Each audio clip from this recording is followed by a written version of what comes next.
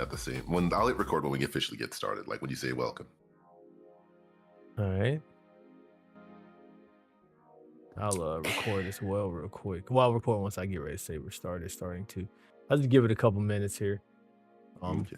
give enough time for people to hop on in. I guess we could technically do the beginning part now if you want, of like, the catching up part before we really get started. So Yeah, we can. Because I still don't think I heard much about your what's the one convention that you just went to? The oh, one with MomoCon? Toothless Voices. Yeah, MomoCon. Oh yeah, And MomoCon. then Oh, sorry, go for it. And then I could talk about I saw the Amazing Digital Circus movie last night, mhm. and I continue my Final Fantasy VII fixation. So I'm saying we could include that in the opening discussion. Cool. So Yeah. I guess getting started on this pre-discussion thing, which you guys will have to make sure to join the YouTube and subscribe to see the beginning portion of this. I'm just kidding. No, but imagine. But no, I was gonna say that yeah, MomoCon was cool. I had a great time out there. Had a good time going there with I went there with Autumn and I went there with some other friends and well, met up with some other friends there. Got a lot of cool stickers and items. My first time going there in a long time and actually going for 4 whole days. So that's the first time I've done that in a long time. So that was really cool. Got to see a lot of panels. They had this really cool Sonic sing along there. So like we went in there, it was on Sunday right before they closed, and it was just a big sing along. I recorded it. It was nice being in there. They had a Mega Man trivia set. It had a Sonic trivia panel that I went to, and they had a Mega Man trivia panel like later that night or maybe the next night or something. And what was cool was they ran out of stickers, like Mega Man stickers to give out for correct answers. So there was a couple there. I think they were brother and sister. Actually, I don't think they were a couple. Brother and sister there, and they had they was like, well, since you don't have the stickers, they actually had handmade biometals for Mega Man ZX, actually, and they made it with wood, I think, and they painted over it, and it was cool. Like they had like all the biometals, and they had like 50 of them. They had like copies of them, like so everyone basically pretty much got to get one, by the end, because everybody in there was Mega Man fans. And while I was in there, which was crazy, I met Clement, the great Clement. He was he is, I think, literally the YouTuber that got me into wanting to do anything like content creation, like anything like streaming, making videos, let's plays. Like he's the reason why I was so into doing let's plays with you when you started, was because of Clement. So he's a big Sega and Mega Man fan, and I remember seeing him. I saw him in the back, and I'm just like, I think that's Clement back there. I want to ask, but that'd be so awkward. And Autumn was like, just go ask him, and I'm like, I'm gonna ask him. So I went over there and asked, and then I he was like, yep. And I said, are you Clement? He was like, I believe that is me. And I was just like, oh, it is you. It's your voice, or something like that. He said it was something like that. And I was like, oh my goodness, dude. I'm like, bro, like I literally got into content creation because of you, man. So like, thank you, for being such a good influence in that way. And thank you for everything, that you do, that you've done and continue to do. So that was the biggest highlight of that whole thing for me, was being able to meet him. Yeah, so that's pretty much it as far as that goes. And of course, as we were discussing, I saw He-Man. He-Man was cool. Go check it out. I'm not gonna spoil it too much, but if you're a fan of He-Man or curious about it, it's a great way to get into it. If you didn't know anything about it, they do a good job introducing stuff to you. So take your family and friends out there to go see it. Outside of that, I gotten into Puyo Pop and Tetris again. Trying to get good at Puyo Pop, or at least, well, not good. I'm playing it casually. It's fun just to have something to tinker with. Actually, so, and I've been playing that on my Iron Thor, which I'm actually playing on the side here. Between that and still trying to beat Mario Luigi Superstar Saga. I know it seems like I've been saying it almost every podcast, but I haven't really sat down and played it. I just pick it up whenever I have time, basically. Which is pretty much the point. That kind of feels like how gaming used to be. Yeah, you Where it's mean, like, yeah, where you just sit around and pick it up and play and then come back to it. yeah, like when you have time, as opposed to like I gotta just breeze through chapter 1 and then chapter 2, or like I beat the whole game in one weekend. Oh, that is 100%. true. that's some of the pressures of getting into games, you know, like these days, because you don't want to get spoiled, or you're a content creator, want to get your thing out there fast enough, or there's too many goddamn games out at one time, so you want to at least go ahead and get through it so you can get back to your other games, and it's a lot. It's a lot of things pulling you everywhere. Yeah, But I yep, agree. that's what I've been up to. Okay. Doubling back with MomoCon real quick, like how's the venue these days? Because I think I only went to it one time when they moved to that place across the street from the CNN headquarters, Yep, and it's still like there. I realized that I spent so much time at like just doing the Smash Brothers tournament, I Mhm. never got to properly explore the venue. Like, trying to think of a comparison because it did jump from place to place over the years, but I don't know what you could compare it to that I would like know the reference of. Um, it's still at that same venue. Like it's still like it's just gotten a little. They just move things around a little bit, but it's pretty much the same to be honest. Is artist alley has gotten bigger because I feel like more people are starting to like wander around artist alley than even the regular dealers room these days. Yeah. So that's gotten a lot bigger, but I don't know what I can compare it to be honest, but it's pretty much the same, just bigger and more people. Like if Okay. you've been to the CNN, the one that was if you've been to the one at the Georgia Congress Center, it's the same thing. I think it's Okay. Congress Center. But yeah. And then for those listening, I'm probably gonna like age ourselves a little bit, but like I'm old enough to remember when MomoCon was free on a college campus. Did you ever tell Chad about like our first experience at our first MomoCon? Yeah, I did. Like where? Okay, all right, yeah, because like I think that's like a very good baby's first convention. Like, oh man, I can't believe this is it. And then like my brother comes in and like says like, what are you guys doing? There's way more to do. And like, "Arr?" And Right. then like yeah, the whole world just expanded. But it's again, it's like every time I think about how big MomoCon is now, it's always cool to remember how small it was back then. And that was still pretty big back then too. Yes, it was. It was huge. Yeah. We were waiting in line for like 3 hours. Oh boy. All right, but yeah, anything else Nope. cool or fun or dang? All right, well, screw me then, I guess. Well, I All right, just I well, just did a whole spill of like 30 I different things I've done. I know it's just a quick like nope while I was still asking. Oh, I'm sorry. My No, brain. it's not like it's not mean. I'm just like joking, Uh, like how quick it was. Like I guess got nothing else. Then. All right. nope, no, nothing fun. All sadness and sorrow. All right. Well, I guess it's my turn now.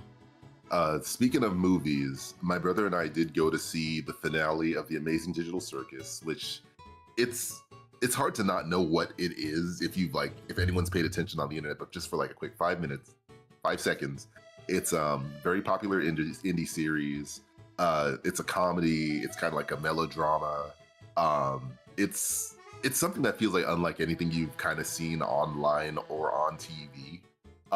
It's not for everyone. Like every fandom, it has its problems, but like overall, the finale very much sticks the landing, and it's hard to explain the finale itself without just saying like just go see the Amazing Digital Circus and see if it's for yourself. And if you enjoy, any of the episodes 1 to 8, then episode 9 will officially drop online, I think the 12th of June. So it's not even a long wait. But overall, I felt like it was a very good ending to like a very fascinating series, and it was cool to be part of a moment and like being reminded about how cool fandoms can be as far as like being in a place like in the same way that you went to that Mega Man panel, and like when you know everyone there is there for one thing, it's just a very cool feeling basically. Yes. Yeah, so that was mentioned. Oh yeah, and then I'm continuing my Final Fantasy VII fixation just in time for them to announce Final Fantasy VII remake series Revelation, which is coming out next spring. But I still got to get through Rebirth. But I'm currently going through Reunion, Crisis Core Reunion, and it continues to be a fascinating series as far as like getting context for this series that I've always kind of known about, but just didn't really look into until very recently. Like I think I told you off stream, Locks, is that like, yeah, I have known about Cloud. I know Cloud is cool. I know he has a sword. He fights Cactuars because he's bored. He likes to ride on chocobos, and it's better than having afros. And then we know about Sephiroth, and like he's always been intimidating. He's always been like, just it feels like I know more about Sephiroth through like the Deviant art, fan art, and fan fiction than I did of like the games itself. So like it's very fascinating going through the story and seeing like people in the world look up to Sephiroth before he became the villain everyone knows he is now. Um, and Crisis Core is even more fascinating because I keep saying fascinating. I need to find the words, but yeah, with Crisis Core, you don't play as Cloud, but you play as a character named Zack, and like he's kind of like going through certain things before Cloud becomes like the focus of the series, and like he's hanging out with Sephiroth more than like anyone else you kind of know, and it's just like weird seeing like a sane guy that has like literally in canon a fan club in Crisis Core. It's interesting, but shoot, do you remember Kingdom Hearts 358 over 2 days? I do. Yeah, I realized that I think Crisis Core created the blueprint for 358 over 2 days because both of them very much have the same structure for the most part. Like there's a very much like storyline missions, and then there's like the side missions you can go off on, and like you're going down these corridors to fight, random bad guys, and then like go into the next corridor to fight random bad guys, and then like that gets you experience and items. So one thing I took a step back from and realized is that I think my interest in like at least Final Fantasy Remake series is because it's Kingdom Hearts all the way down when you think about it. Like action RPG has a menu system to manage, but like you very much like fight by mashing square, occasionally triangle, or the X button on the Switch. It's just interesting to see how things overlap in a way, and how one series kind of informed the other, even though the physics of both games are kind of different. And the story, it's kind of the same and kind of different depending on how you feel. That's because like the character designer and I think the story writer is the same for both series. I always forget his name. Yeah, designer Tetsu Nomura. Yeah, him, yeah. And like, I also like The World Ends With You, so I think, I wouldn't say I'm a Nomura fan, but like he's clearly within my orbit a lot of the times. But yeah, so Final Fantasy VII, Mason Digital Circus. Oh yeah, and then lastly, you must have heard about this, but you heard that Mina the Hollower came out recently. Yep. Yeah, and I was trying to figure like a joke to introduce it. Like, you know why they call it Mina, right? Because everyone is playing it. Because you see, Loxus, in Japan, Mina means everyone. Oh, Mina. Okay. Yeah. Mina. But obviously, they don't call her Mina because of everyone. I'm just being stupid. But the game itself is interesting. It's fun. It's very much Castlevania and Dark Souls / Bloodborne coded. Mm-hmm. Like it very much has that 1800s fighting like zombies, vampires. It's like very much a game that they were supposed to release last Halloween, and it would have been an amazing fit if they released it in time. But I guess they wanted to like make things perfect and finish it off. So like they released it only recently, like last weekend. Very much inspired by Zelda games, but specifically like the Game Boy Zelda games, Link's Awakening and Oracle of Ages and Seasons. And like the game itself has kind of an eerie setting, obviously, because like, pumpkin heads, vampires, zombies, that kind of stuff. But one thing I didn't know until I was like halfway through the game was that apparently there are a couple of jump scares. And like that kind of like froze my playthrough for like about 10 minutes or like 3 days, because I'm like an official hater of jump scares. Like I do not like surprises like that. So I was trying to figure out like, all right, is it something that can be avoided? That's something that can be triggered? How bad is it? How bad does it look? And apparently you can avoid it. So like I'm back in and on my way to beat the game. That's good. Yeah, it is a challenging. Have you got to play it at all yet? Or do you plan to play it? I do. My friend Super has been selling this game in the Discord for like a week straight. Like all he's been talking about is this game. Like he's like, CJ, literally just stop playing Link's Awakening, just play this, basically. I'm like, what? And he loves Link's Awakening. I'm talking about he's a huge fan of Link's Awakening. And he was on me about finishing. He was like, no, put that down and play this. That's all he's been talking about all week. Is playing this doggone game. So I believe it. Well, real quick, how far are you in Link's Awakening? Ooh. I might have to start over, I think, but from where I was I don't remember. I don't even remember, honestly. All right, well, if you don't remember, then yeah, if you got to start over, I agree with him. You might as well just play Mina the Hollower first. Okay. So then when you go back to Link's Awakening, you'll be like, this game is Dang. what were they thinking? Dang. Now, Link's Awakening still holds up, but yeah, Mina the Hollower definitely takes a lot of inspiration from it to the point where like the game does not hold your hand with a lot of stuff. Like it'll point you in the right direction if you ask the right people, but otherwise you are figuring out a lot for yourself. But the game is also designed where you can like get through pretty much all the game, a lot, if not the entire game, without like the equivalent of like the gimmicks in Zelda. Like, oh, you can't cross this threshold until you get the special hook shot or something, or you can't get in here unless you got the bombs. Like Mina the Hollower doesn't really work like that. Like basically what you start with, you can basically beat the game with, but what you pick up along the way will make the experience way easy. As you still get bodied, unfortunately. And like the game does keep tally of how often you die, and so far I've died like 30 times, probably more since then, but that's the last time I looked. Yeah, and then also, you know, it scratches my itch because anthropomorphic character, she's also cute to boots, cool concept, cool design, cool characters. Like, and if you liked Shovel Knight or just like Yacht Club games, then like they don't miss basically. My only complaint so far is that the music, a lot of the music doesn't hit like Shovel Knight hit. Like when Shovel Knight starts, like you're getting pumped up, like let's get digging, boys, kind of thing. With Mina the Hollower, it's very much like it's more adventure-y, but like there's not a lot of songs that just kind of like there's not a lot of songs that are really truly earworms in like a way that you're kind of excited for, in my opinion. I see what you mean. So like there's nothing that like super sticks basically like that.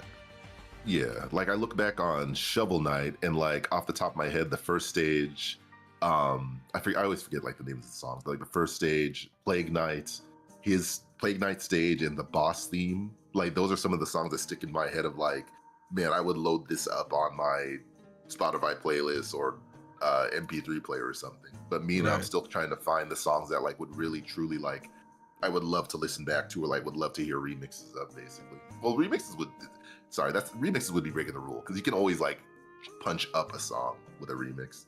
Right. Yeah. So that covers all the general side stuff. I know I kind of went off for a little bit. So yeah, done there. Any questions, any things, or just want to jump to the main course? No, not too much. Like I said, I've heard about Mina. I think it's neat about that series you were watching in theaters because I did see it in there and was wondering what that was. And the dude explained that it was like a series thingy that they were doing. And yeah, no, I mean, no, nothing too serious question wise. Okay. Oh, sorry. Before we do get to the Twitch 2 year in review, the Summer Games Fest is currently going on, so I guess we could like just cover a couple things in case you didn't hear any of the news. You must have heard some of the news. Yes, well, I watched it last night. For 2 hours that whatever played yesterday, I watched all of that outside of the indie games. But was there anything outside of that I need that? Well, what do you got? Basically, anything major? Sonic Cross World update. More characters, more stages. I don't know why Gogeta and Evangelion, aside from trying to appeal to a Japanese audience, but they do them. That's literally it, right there. Yeah, and they got Godzilla in it too. Then let me see what else. Final Fantasy. They officially announced Avatar and Ninja Turtles for it too. Yeah, but you know my opinion about it all. They don't look bad, but just like yeah. How do you feel about it? I mean, probably the same way. I mean, I'm indifferent, honestly. I just think it's neat because it's like if I try to say something, it's like, well, Mega Man's in there, and you like him being in there, and this character's in there. So I'm like, yeah. I mean, but those are like TV show characters, so it's a little different. But I'm indifferent, like I said. Okay, but I mean, like that's the logic I follow anyway. Is just like video game characters versus TV show characters, and TV show characters that have nothing to do with video games in the grand scheme of things. Like if it just stayed Mega Man, Pac-Man, like, you know, all those other characters, it just would hit different than it being like, and these random and like, why is SpongeBob there aside from like the Paramount connection, basically? Exactly. Sorry, didn't mean to go too long about that. We got that. Monster Hunter Wild is coming to Switch 2, but they just said it's now in development, so I don't know how long that's gonna take, but yeah, like my patience paid off once again. Let's just hope it runs well, because that jump wasn't even running well on the high-end systems. So I just hope it's optimized well. Yeah, I think they've been working on it. As long like because it's portable, my main thing is like 30 frames, and not a blurry mess, and that's fine. If it can shoot for higher, that'd be cool. But like if I can get those two things, I'm willing to like accept the compromise, especially with how expensive the PCs and stuff are these days. Yep. And then I in this current point, I just don't want to have to buy a PlayStation 5. And I already share an Xbox, I don't even remember which Series X with my brother, and I barely play it. So like my two options is like currently just a Switch 2 and saving up for a PC, but I like portability still. Yeah. And then the last couple things, Tifa from Final Fantasy VII fame is coming to Street Fighter 6, surprising. Yeah, I thought I messed it up. Yeah. Tifa's coming to Street Fighter 6, and that's neat. Yeah, that's gonna be Um, pretty sick. That was kind of popping off for that a little bit. yeah, and like because I'm so invested in Final Fantasy VII now, I think I'm gonna recognize a lot of her moves, which is gonna be cool. And like out of all like the crossover characters, like this one does make a lot of sense because Street Fighter's a lot of fist fighting, maybe a little bit of magic, maybe a couple weapons, and then here comes Punch Girl basically just showing up, beating everyone down. Yeah. And then last thing, at least for me, is that Elden Ring finally has a Switch 2 release date, and apparently it's running better than it was first shown. So I'm looking forward to that, despite already beating it on PS4. But once again, it's portable, and I never played the DLC yet. So looking forward to that in August. That'd be pretty neat. Yeah, and then you could also. I don't think it has crossplay though. I don't have But it. yeah, that's what I'm saying. Is that like depending on what platform you buy it on? Shoot, if you bought it on PC, there is a multiplayer mod. But if you play it elsewhere, you can only do multiplayer in like designated settings, which is usually boss fights in maybe certain areas. Mm-hmm. But that would be a fun game to play with friends, depending on where you bought it. But don't think of like anywhere other than PC, and it would be a, call me when you're at the boss kind of multiplayer. Oh. Yeah, but I do highly recommend it. If you've never played Dark Souls, Elden Ring is a good place to jump in because it has no real ties to him. Okay. Yeah, Milty's been trying to sell that game to me like he was a car salesman, man. He wants me on that Elden Ring game bad. So it's on my list of games to get into sometime when I have the time. All right, that's completely fair. At our age, yeah, that's fair. Because I mean, like you've heard, the only games I've been playing recently has been Mario Luigi Superstar Saga, which I can put down at any time. That puzzle game, or like Marvel Rivals or something, or Rivals at 8 or 2. Just games I can just pick up and put down, usually. Yeah. Yeah. Yeah, in the rotation, I would generally consider like Marvel Rivals and what was that last game you mentioned? Rivals at 8. Oh, Rivals of Aether. Yeah, like those are like that's the third game basically. Like if you had to have three games, like one would be the pick up and play. The two would be like the I'm trying to get through and roll credits kind of game. Yep. Yeah. All right. But yeah, that's all the extra stuff I'm talking about right now. Rumor of a Nintendo Direct next week. Or yeah, but like no official proof just yet, but they usually announce stuff around this time. Oh yeah, and then RCGG saying Xbox Game Showcase tomorrow, which respect to those who still like Xbox. But hopefully I look forward to the multi-platform announcements through the Xbox presentation personally. Yeah, I'll be watching it tomorrow. My girlfriend loves Microsoft, so it's fun and interesting. Yeah, she loves it, but it's interesting living through like her eyes as just a full themed like Microsoft Xbox fan, because I like through the 360 era and all that. I like the 360 and stuff, but I was never like just fully in it. But like it'll be interesting, like seeing it from that perspective. So yeah, with all two games. All right, never mind. Come on for Xbox. So that's how we get locked to play Xbox games. What you mean? I played Xbox games back in the day. I know you're trolling, but I had a 360 back in the day. I was like fully in there. I just kind of warped out after that. Honestly, I'm not even a big console person in general these days because PC and stuff. But I could get Xbox Game Pass and play that stuff on my computer technically. So. Yeah, like I've always been a Nintendo fan deep down, and like my loyalty to any of the other companies just depended on like which one is the better backup system at the time. And as things currently stand, I think I would have been better off going in on a PS5 than an Xbox Series X personally. Um, but like with PC gaming in consideration, and with Sony and Microsoft kind of dragging their feet with like console exclusives, that's why I'm looking towards PC so much now. But apparently, at least Sony's kind of learning their lesson a little bit, where they're saying like, "Hey, we're not going to throw every game to PC anymore." Um, no word on Xbox yet, but currently the new president or CEO or whoever she is, she seems to be doing a decent job, including one, I think, trying to like make Xbox Game Pass cheaper or just not bringing up higher. And like, she's saying all the right things. I'm not sure she's not doing the stuff we need to see to truly trust the process just yet. Oh, she wanted Yeah, those. yeah. So we got to Asha see. Sharma. Yeah, because like the problem is that like when she was first announced as a replacement for the other guy, he was coming from an AI background.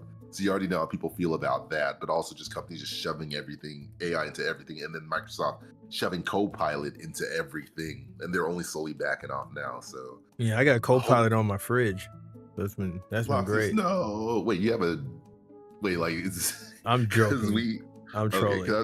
No, not so much that whether or not you would have AI, but just more that like in my household, like I tried to talk my mom out of it, but like she bought a Samsung smart fridge. Oh like, yeah, my parents have one too. And I was like, no one's gonna be using this screen after like the novelty wears off, and no one really does, aside from checking the weather. Yep. It was fun for my parents at first when they got it, because it was like, oh yeah, we got this Samsung fridge and we can do this and that. They could check your stuff. And then it's been like maybe half a year, and I come home now and they don't even use it to show the pictures on there, even at that least. They did, because they got an Amazon, they got like a Alexa in the kitchen that does everything that screen would do. So it's like they're not really like, I don't know what they do from day to day with it, but I know they're not using it to its maximum potential. But Yeah, I still think it's neat to have. So yeah, it's the thing is that I don't hate the idea either, but I know I've suddenly become the parent in the way that the parents used to be to us when we would walk into a store and see like, they have like a special journal with a tiny screen and like it writes in 5 colors. Like, are you sure you're gonna use that? They're like, yeah, of course I will. 6 months later, it's just sitting in the closet, and now like the roles have like reversed. exactly. But like, like I'm not a tech hater. I think because I'm less of a kid now, I think I kind of more appreciate the practicality of stuff and like letting toys be toys and letting tools be tools. And like if a toy is going to be a tool or vice versa, let's not kid ourselves. Like this will be the paradigm shift of the future. You see, when you have a screen on everything and you have this app, like mom and dad and like little Timmy, like just if it's a toy, just let it be a toy, basically. Yeah. You are a toy.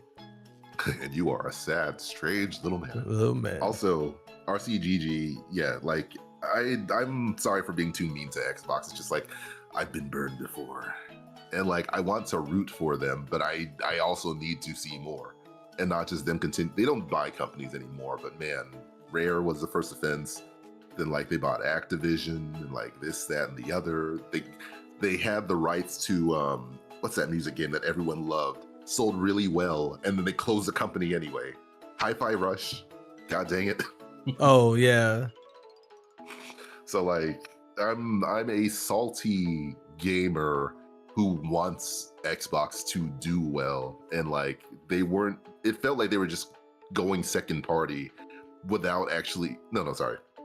They wanted to stay first party while acting like a third party, and I think that's what was frustrating. But if they're willing to be a solid first party again, then like, yeah, basically. Sorry about all the ranting. No, you're good. I was reading what RC was saying as well. But no, it makes sense. But with that being said, because I don't want to go on a big Xbox spill in the middle of a Nintendo year-end Switch thing. But that being said, was there anything else you wanted to throw in the ring? And another thing about Halo and Studio 343. Oh, no, I'm done. Okay.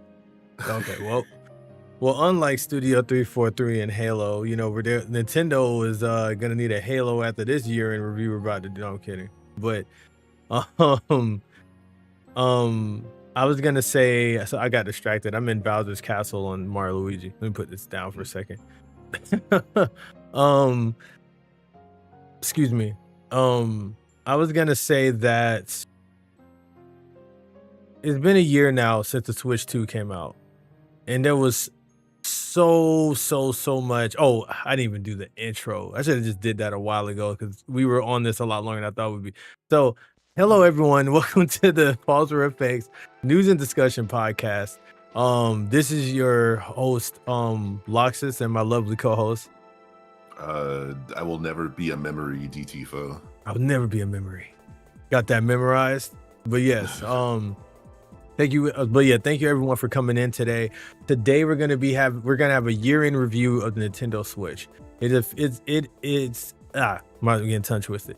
It has officially been 1 year since Nintendo Switch came out. Since we finally got our hands on this thing that's been speculation and rumors for years on years. And it's interesting now within a year. I'm interested to hear what your what your perspective is on it. Like what is your in the chat as well, and then people in the comments on YouTube who watching this live or later. I'm just curious, like, what has your experience been with your Nintendo Switch 2 within the last year? Has it met your expectations, both physically and digitally, and like we're not in library wise, whatever, or hasn't it? I'm very interested, so comment below on that. But DT4, let's dig into it, man.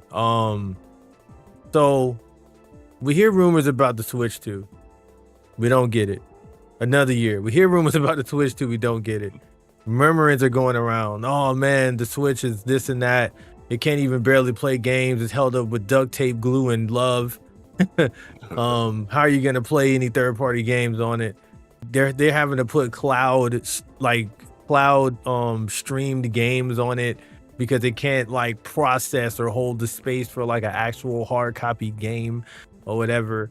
And we finally get our first trailer of the Switch 2 and all the fantastic games that's coming out on it. We see these gigantic Joy-Cons, we see the mouse control thing, all of that. So from a hardware standpoint with the Switch 2, how did you feel when you first got your hands on the Switch 2 for the first time on your own, not counting that Switch 2 thing we went to, when you finally had it in your hands to play? And then also, how do you feel about it now?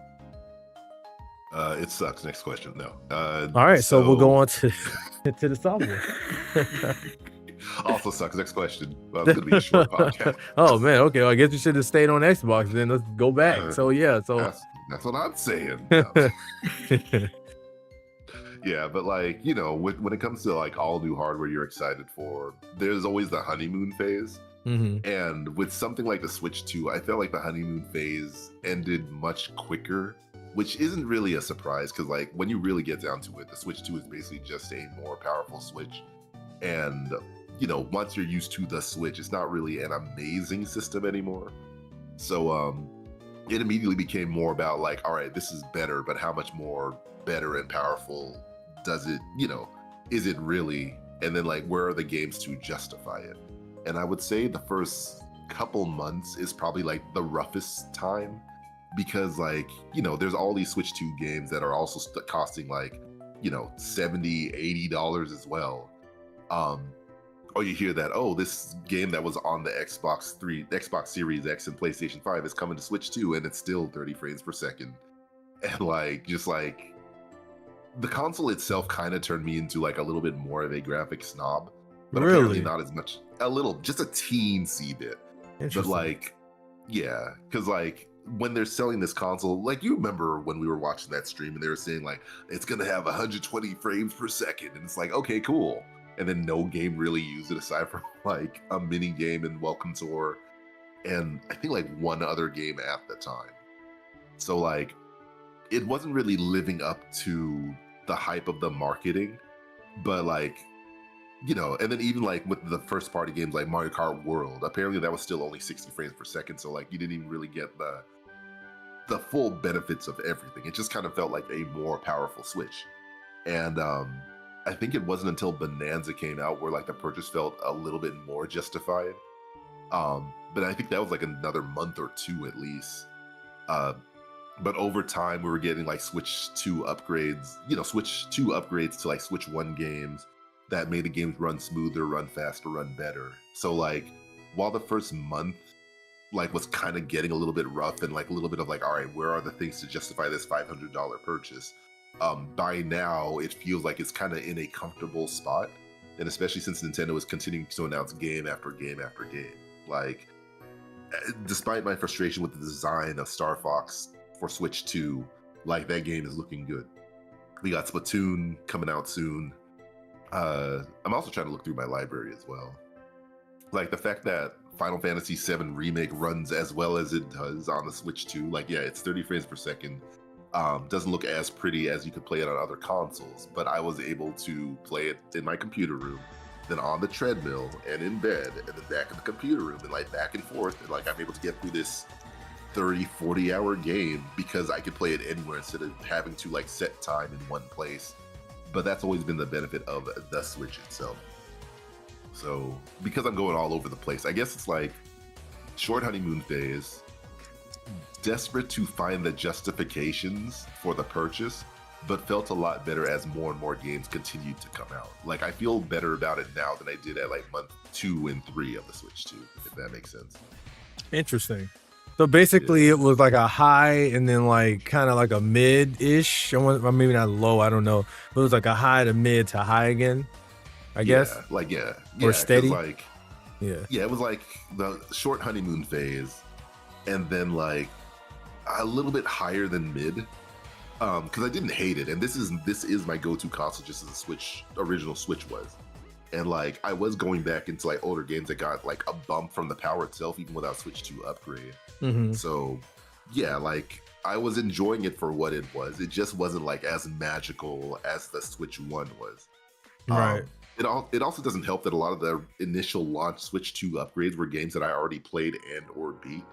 Like if I was just jumping into Breath of the Wild or Tears of the Kingdom like at launch last year, it probably would have been the most magical time of my life. But because I already beat them 2 and 7 years ago, or 3 and 8 years ago, however long it's been now, it's like I wasn't as much in the mood to load those games up as quickly.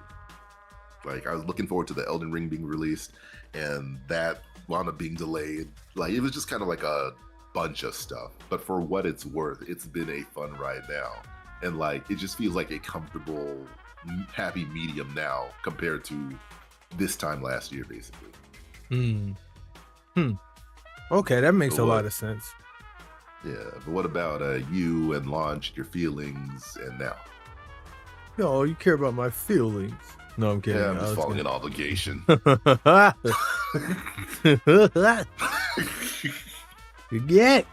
was gonna say, well, before I get into me, what is it? What do we have here? Oh, that's how it was with the 3DS and Wii U. Says RC, they were just upgraded versions of their previous cells. Yeah, pretty much. And I guess to be honest, it's kind of what this feels like with the Switch 2. I think the novelty of, I think the mystery behind it is what really drove my excitement for it from the beginning of like, what is this thing gonna be like? You know, like what kind of upgrades is it going to be? Is it going to be more powerful than a Steam Deck now? Is it going to be less powerful? Are we just getting basically a bigger screen? What's the new gimmick? Is it going to be a new gimmick at all? Like, I think all of those things is kind of what drove my excitement for it from the beginning. So honestly, once we went to that Switch, by the time we went to the Switch 2 event, I was pretty happy with what we saw, but like I didn't really get a chance to really sit down with it enough to really get a good gauge of it. So once I finally got it, you know, of course, it was the excitement of, or I guess that adrenaline of, oh, we got to hurry up and get this thing before it's completely sold out. You know what I'm saying? So once that wore off too, it was more so, okay, what do we have here? I cut on my Switch 2 and it's basically the Nintendo Switch again, but with the rainbow liner across the game, which is pretty cool. Still, it definitely felt better to hold in my hands. But my main issue was with the screen, to be honest. And it's not even like, oh, it's not OLED. That does suck coming from a Switch OLED. And it's exacerbated by the fact that I have an OLED monitor sitting in front of me, computer monitor. I have OLED, my Thor's OLED, my phone's OLED, like almost my Steam Deck's OLED. So like everything I have has these like vibrant, bright colors. And just to go back to the Switch 2 is a little daunting. Not daunting, it's a little that's not the word for it. It's like whiplash or something. Like it feels weird. And it's not really that bothers me because the coloring isn't that bad to me. LED screens have gotten a lot better. The issue I have is more so with the ghosting and the delay in some cases. But really just the ghosting, that's the biggest problem for me when playing games. Because it stands out a lot. And but outside of that, I mean the Joy-Cons feel good. Like DT4 mentioned, the Switch 2 updates are cool, but the only one that really mattered to me in the grand scheme of things was Splatoon 3 one. That one was incredible because it the game went from 30 FPS to consistent 60. The lighting got improved, the visuals got improved. They added so much to the Switch 2 version of Splatoon 3.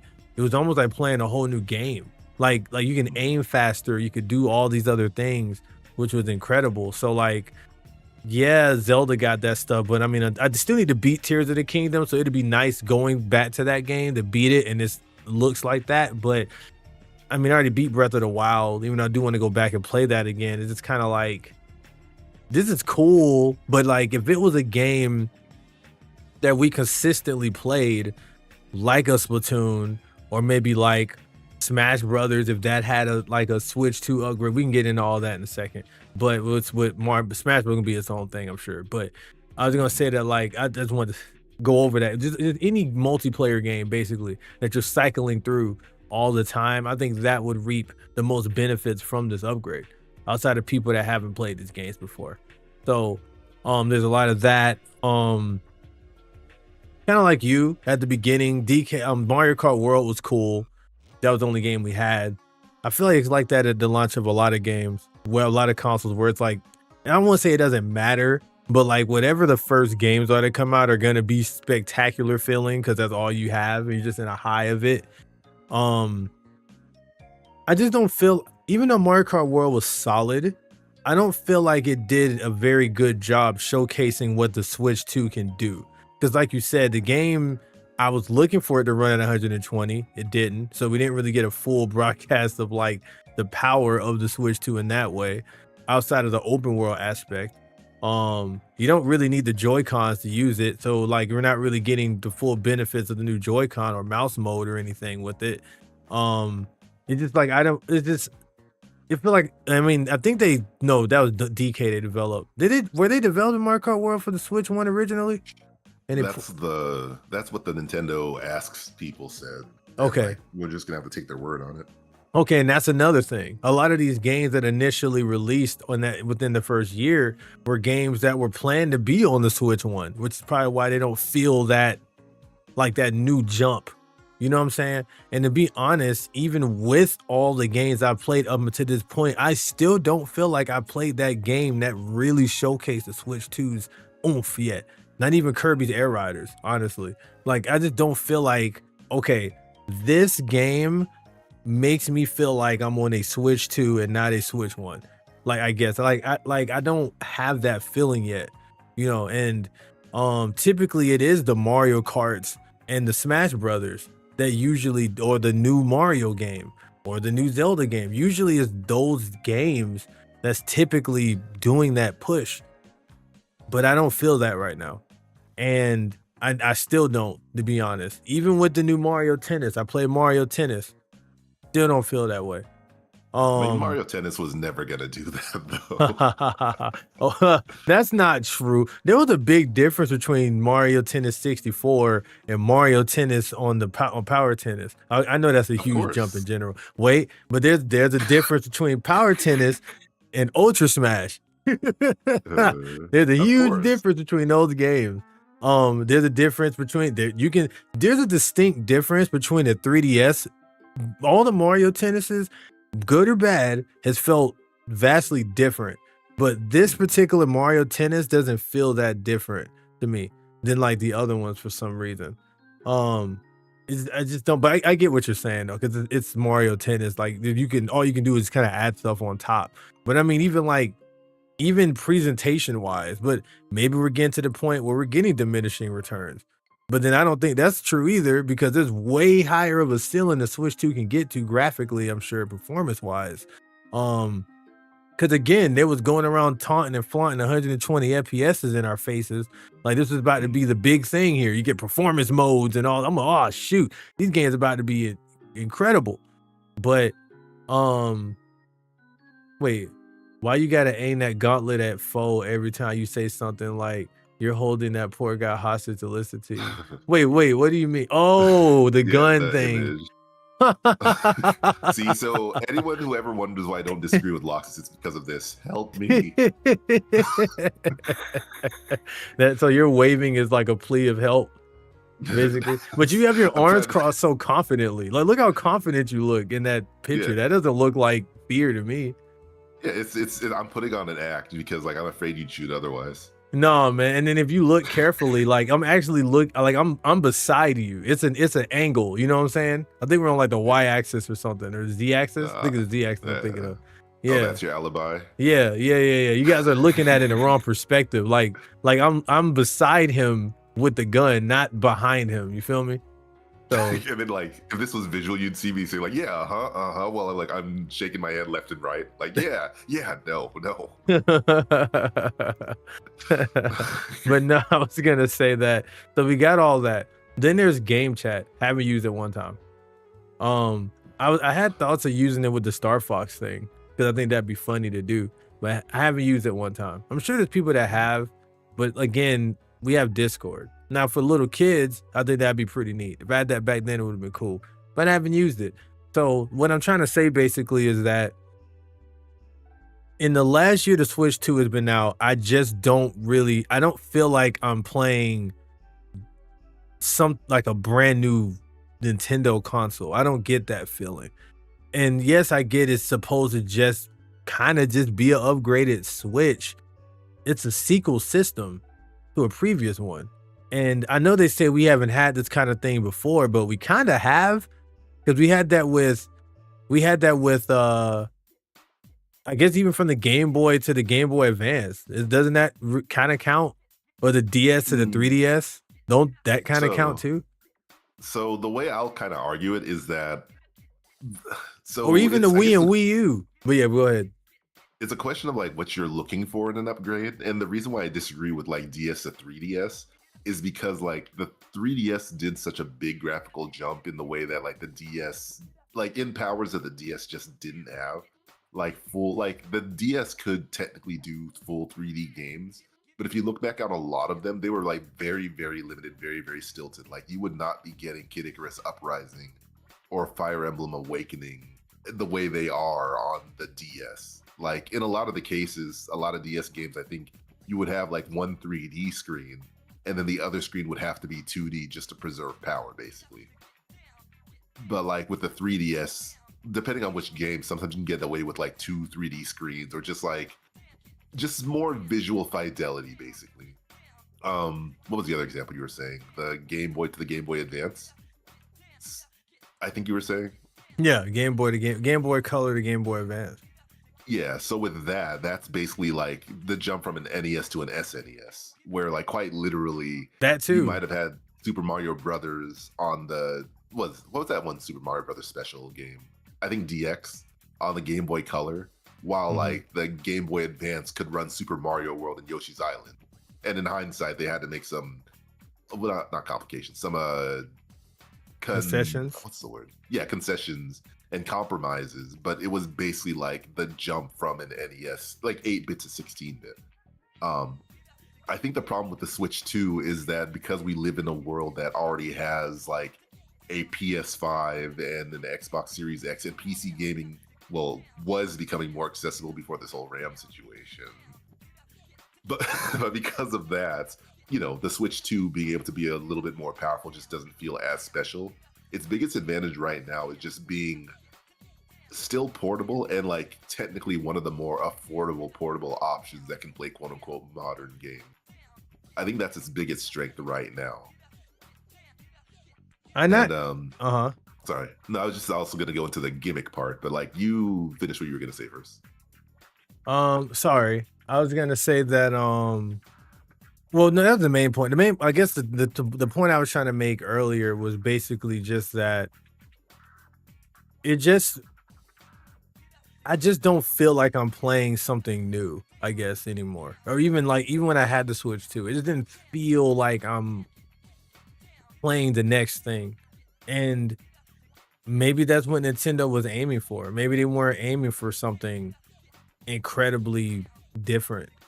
Like the Switch, if it ain't broke, don't fix it. Maybe that's what their aim was for us to just continue what was already working, just with much better performance and quality of life changes.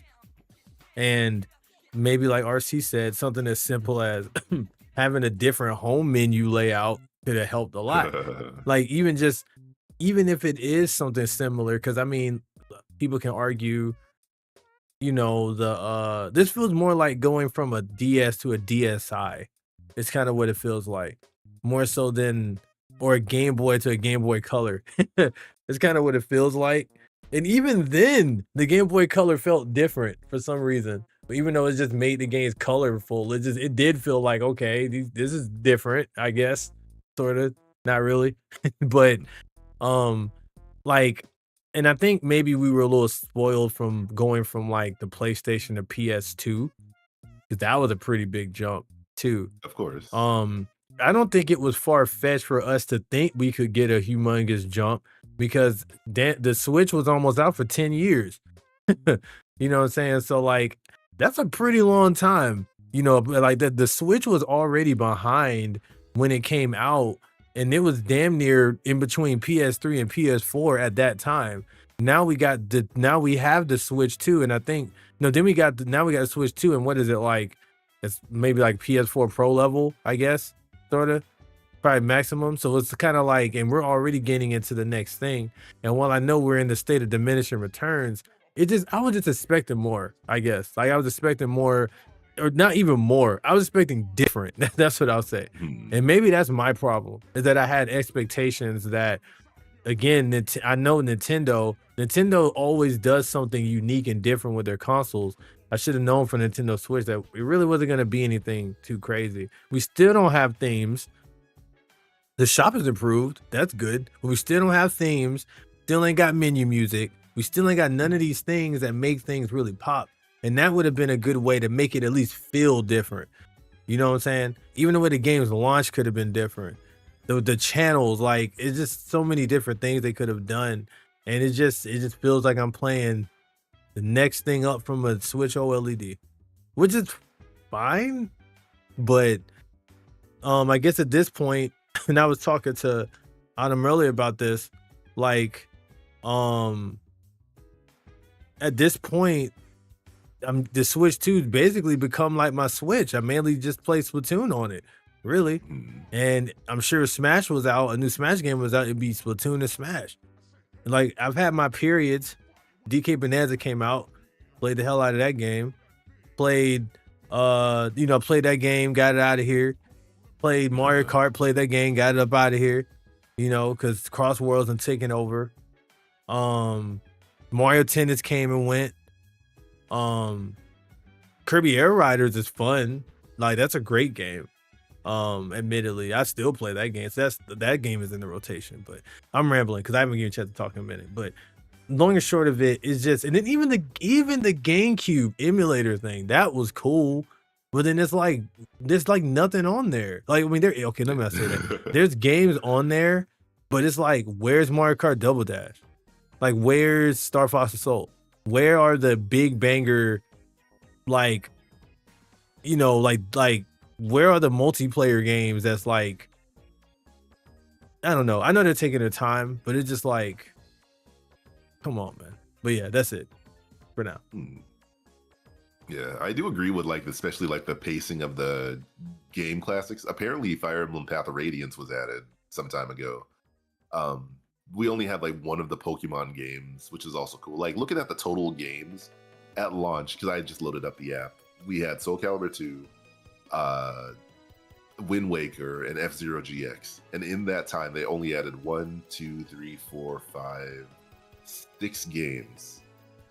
Which, like, to be fair, these are like sizable games. You can get a lot of playtime out of them if you actually approach them as they are. But yeah, 6 games in 1 year is kind of like a rough go of it when you really think about it. Um, but yeah, I guess expectations is kind of dependent on like whether or not the Switch and or Switch 2 was going to become your main console. I think That's fair. at least with your position, like you were already deep into PC gaming, so the Switch was already going to be the backup console. That's fair.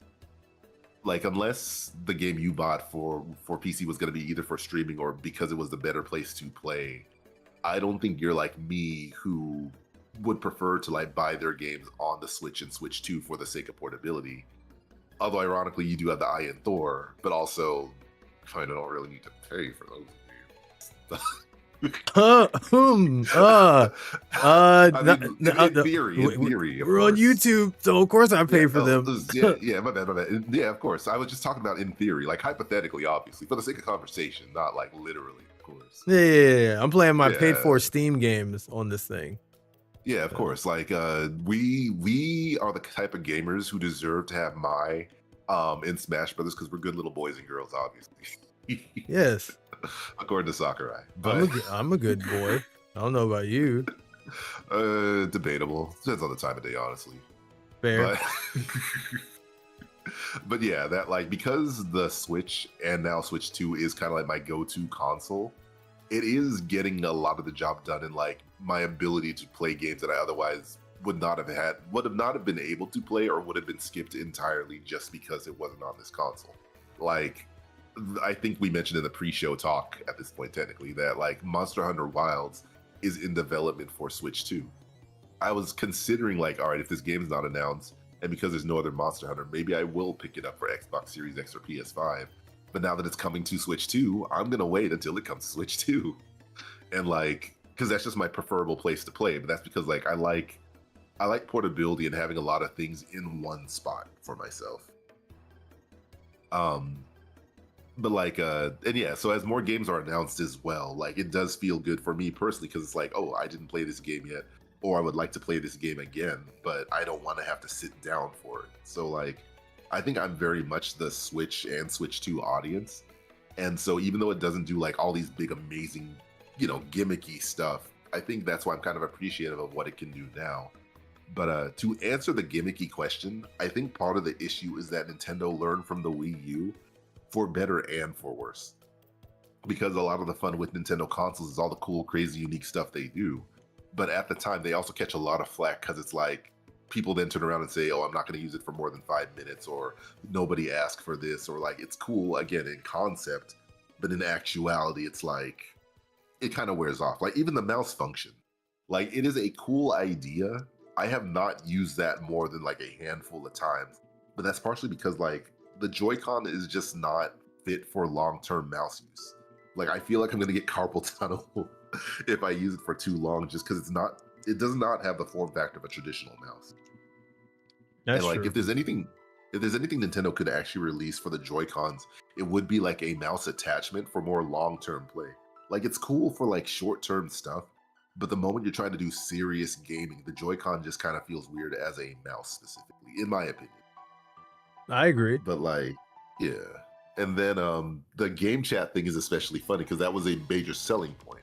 It should not have been a selling point, but I don't think it's a bad idea to have. Like, I don't use it often, but there is like I won't name names, but there's one person who Oh, prefers to call me through that, and it works pretty well. Like, it's cool. Like, it's like kind of just jumping in a Discord call, but like rather than us worrying about logging into Discord, we just chat through game chat. And like while they're, whether they're doing chores around the room while having game chat running, or they're playing, on screen, like if they turn on their screen and I turn on my screen, we can see what everyone's up to while chatting and stuff, and like the tech works, we can hear each other. So I think it's more game chat is like it's cool that it's here. It shouldn't have been a major selling point, but like I think it has more value if you don't already jump on Discord, basically, or if Discord isn't your go-to, or a phone call isn't your go-to. Right. But the concept of it is cool, and it's hard to hate on that necessarily. But yeah, like I also have to admit that I only talk to one person through it, so it's just like maybe I need to talk to more people who also are willing to talk through it. But like you say, it's like why talk through this when like literally you and I are talking through Discord for utilitarian purposes, obviously, but we just jump on the phone or Discord anyway when we like talk off stream as well. Yep. Yeah. Let me see what else. The theme stuff, I'm often can take or leave it. Like, I think at this point, it's important and cool on principle, but most of the time these days, like I'm just jumping straight into the game. Like, if it was a mobile phone or something, that'd be one thing. Like, I love my screensaver. I love my notification, not screensaver, sorry, my wallpaper. I love my notification sounds. Like, that kind of stuff for something so personal. I probably would utilize it on the Switch too if it was available.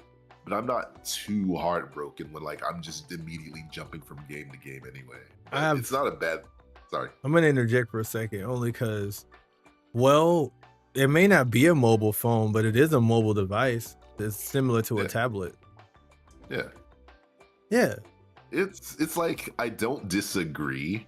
However, but like how many other people are like looking over on the screen in that sense? But like one could argue the same thing with a mobile phone, but like it's the kind of thing where it's like it's not the hill I'm personally gonna die on, but I definitely see where everyone's coming from with the desire for it. I just wish it was at least an option. Like, if you don't care about the things, don't want them on, that's okay. They don't have to like have it. You can just have it optional where you don't have to do that. But like, I just don't see that.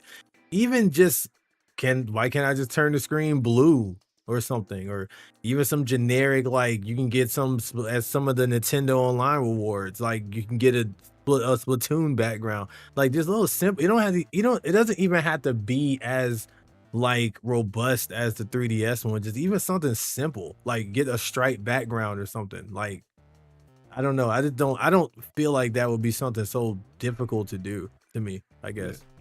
I definitely agree with that. Like thinking about it now, especially with Nintendo doing the whole like, oh, use your platinum points to get these icons. And of anything that I do not change, it's my icon. But that's on the principle of hating when other people change their icons, and I have to remember, like, wait, who's this guy? Oh yeah, and I'd be changing my name too, but that's besides the point. Yeah, like that's why I really appreciate that at least Steam goes like, hey, this is this person, but they also went by, you know, like they changed it to ABC, but they used to go by XYZ. Right. So you know that it's not just some random stranger or something. Right. But that's a whole other different discussion. But I do agree with the idea that, like, yeah, if they offered themes in the same way that they offered like icon changes, that would actually be pretty dope.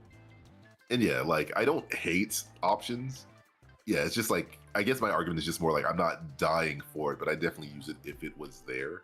Sure. But there was something else I was just trying to remember when you mentioned about it: themes, options, ideas. Oh yeah. I think at least when it came to the Switch One, I think their argument at the time was that like what was more prioritized was being able to launch the system quickly and launch into games quickly, which is why the initial themes are so simple. I'm not sure if they have like an excuse or argument now why they still haven't leaned into themes. I think they made the mistake of continuing to call them themes. Sorry. Yeah, because like I need to see how other devices call them, but like no, they just call them light mode and dark mode. And I think if they simply called it that, I think that would have avoided a lot of the criticism, even though like obviously people still would like theme in the same way like PC users like wallpapers and stuff. Right. Their little PNGs and GIFs and GIFs, god dang. Yeah. But yeah. So like so I guess I'm of the position like if it does not affect the speed of the console, yeah, sure, let's get them sooner than later, ideally.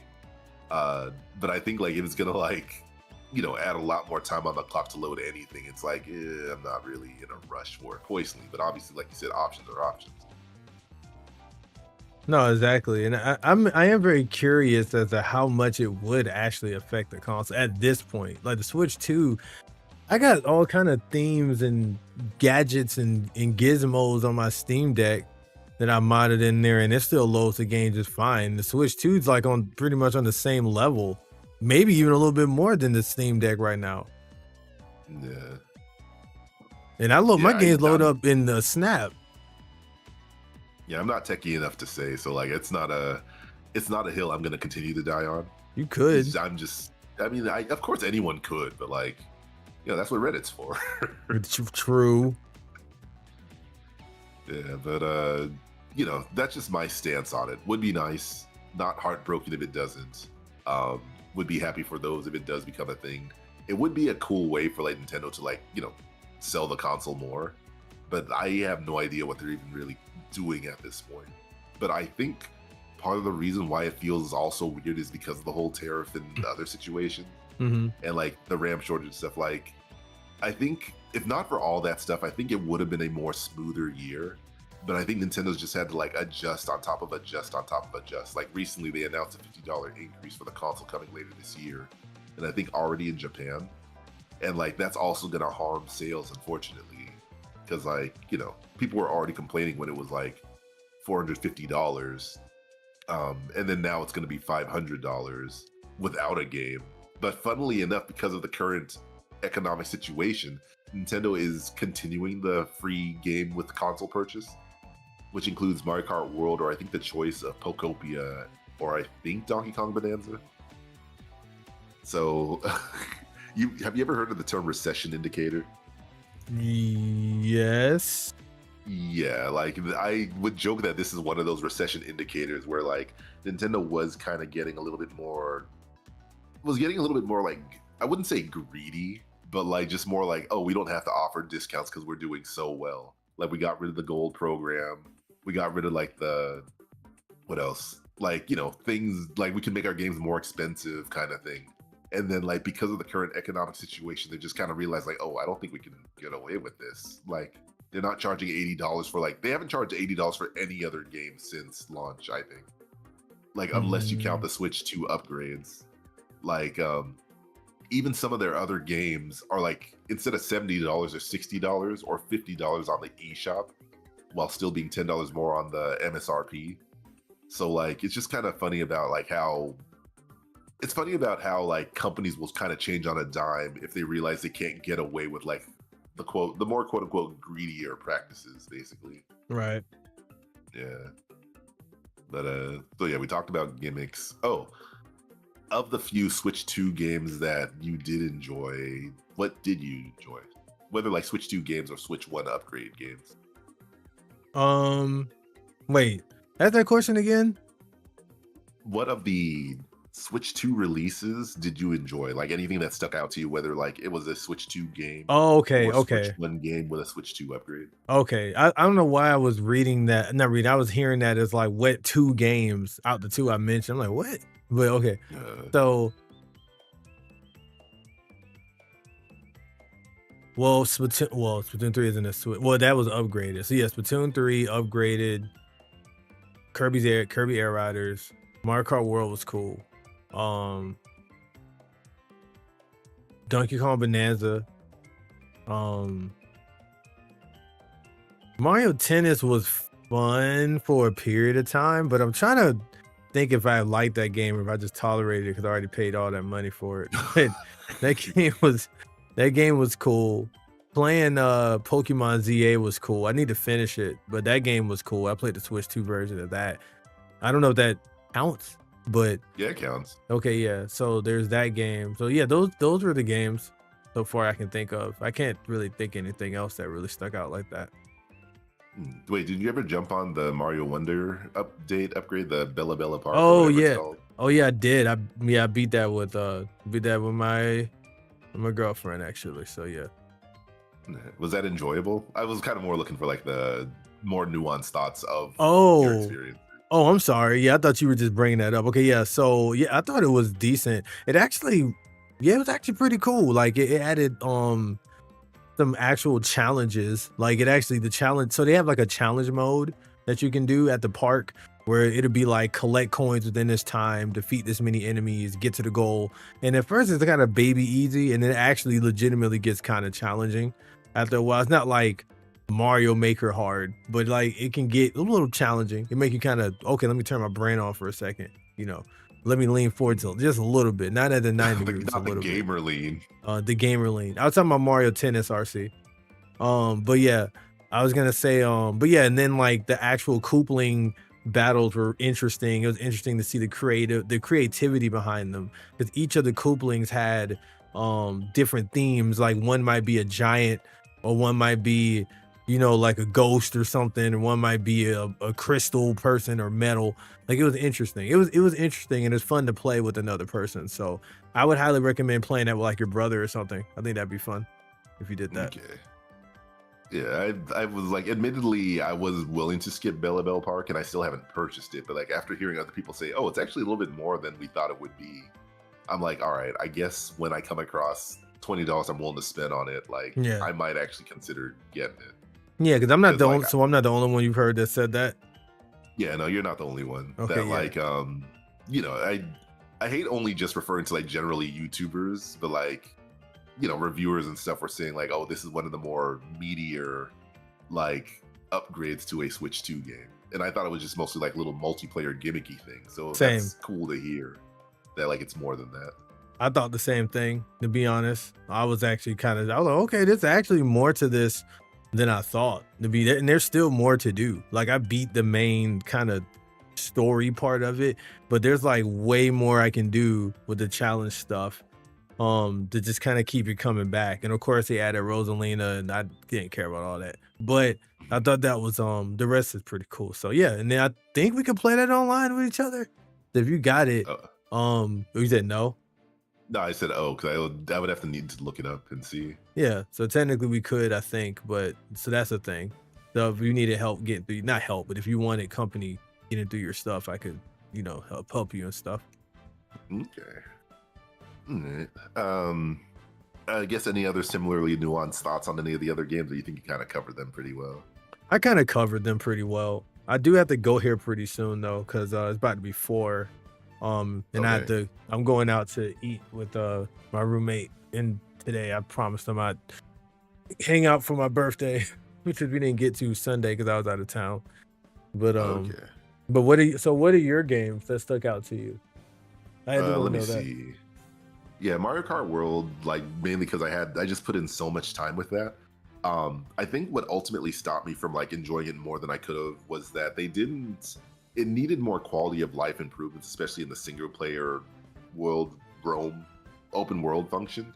Yeah. Like they did add a couple things that let you know like, hey, you collected X amount of things in this location, but like it needed to kind of show you like, hey, you got this thing here, so look here, which I need to see if they actually added that now. But yeah, Mario Kart World, still playing it. I think even after all the time I played Sonic Cross World, I still find myself jumping back into Mario Kart World more frequently, just because like it's more of it's very sweaty, but it's also a turn off your brain kind of game compared to Sonic Cross World, in my opinion. What else? Oh yeah, as far as the upgrades go, like some of them do feel kind of lackluster, like the Kirby's Forgotten Oh World one. man, yeah, that one disappointed me a little bit. Yeah, like it was neat. It wasn't $20 neat. No, not at all. Yeah, unfortunately. Like, you know, if you were going through it like as your first time ever playing Kirby's Forgotten World, I think it would have been cool along for the ride. But like a year or two later, just like it just did not hit the same in my Right. I agree with you on Yeah. that. Metroid Prime 4. I see what people were complaining about as far as like the side characters. I had no problem with that. My problem was like it's very easy to fall out of an 100% run, and then the way the game ended kind of like undid a lot of the excuses, a lot of what I was willing to excuse early on in the game. Basically, like it's a fun enough video game. It does not live up to the legacy of what Metroid Prime is or was or whatever. Right. Yeah. What else? Pokemon Z to A, that was cool. Because I'm kind of like in my Pokemon hype cycle again, and because we're still waiting until next year for Winds and Waves. I might load that back up and get the DLC eventually. But like, it was cool playing that 60 frames per second, all that kind of stuff. Bonanza was an amazing time. Yes, it was. Bonanza was incredible. Yeah, like I'd love to do a second playthrough. Not in a rush right now because there's so many other games to play. I'm looking at other stuff. Mario Tennis, like I don't know. It didn't need to be a $70 game. No, it didn't. Like, especially with that mediocre ass one player. I'm sorry, but no. Mediocre. And then the gimmicks, I didn't like the gimmicks as much. Like, I got to whatever A or S rank or whatever out of principal, and then like I just kind of dropped it as soon as I hit that rank. Yeah, I remember that. And don't blame you. I would rather just stay in like regular mode if I actually owned the game instead of borrowed it from my brother. The Animal Crossing New Horizons update, it was cool that it got an update. I'm glad it was only $5 because it didn't really feel like it added anything significant, but I've been kind of over New Horizons for a while. I'm just ready for the next Animal Crossing, honestly. I would have to like talk about my other game because I played so many games, but I have to talk about more if you got to go soon. But all in all, I would say that like the Switch 2, it's the console I think we kind of needed like maybe 2 or 3 years ago, especially would have like helped with development to get like a lot more third-party games now, as opposed to kind of having a pretty empty first year. But I got pretty decent hopes that, especially in this current era where like it doesn't feel like we're going to be getting like the Xbox, Series X2 and the PS6 all too soon.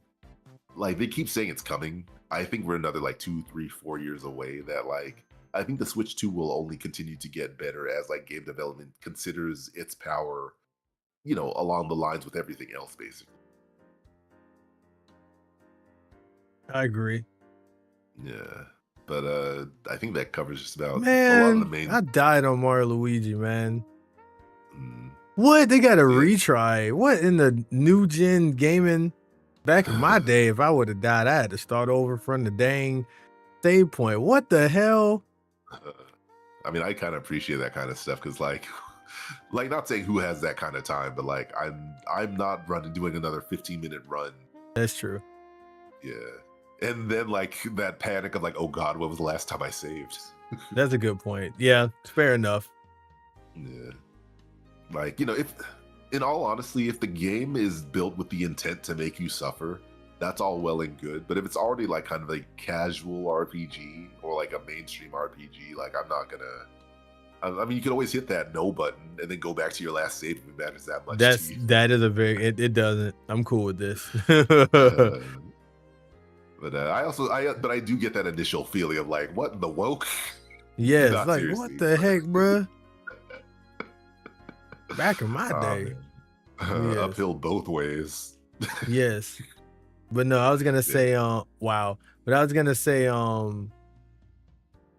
in all though, I think the Switch 2 is a cool console.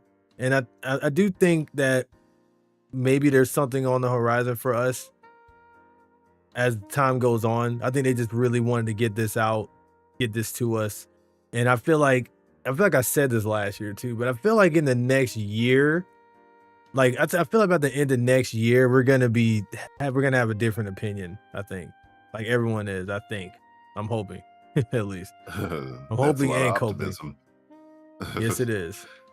I don't think opinion's going to change all too much. I think the criticism just aren't going to matter as much as they initially did, just because like we will have the quantity to justify it. Like supposedly there's still the rumor of like the Ocarina of Time remake.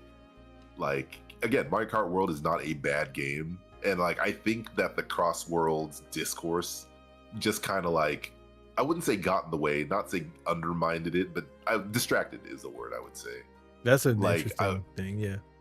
Like, I'm curious what the opinion would be if this current era of the internet didn't like weaponize everything.